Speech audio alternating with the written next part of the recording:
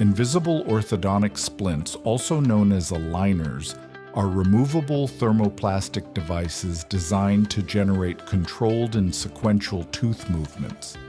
Their main advantage lies in their aesthetics, comfort, and the possibility of maintaining more effective oral hygiene during treatment compared to conventional fixed appliances.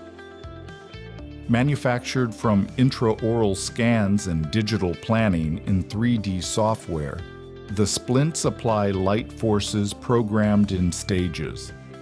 Each splint is generally used for 7 to 14 days, causing cumulative micro-movements. In fact, they are indicated for mild to moderate malocclusions, such as crowding, diastemas, dental crossbites, controlled horizontal or vertical overbites, and posterior retractions after extractions.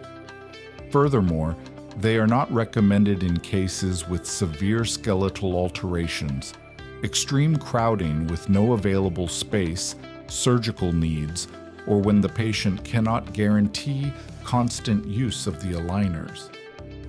Finally, for invisible orthodontic aligners to be effective, careful planning and rigorous clinical follow-up are required. Their proper use allows for predictable and aesthetic results, provided that biomechanical protocols and the specific indications for each case are followed.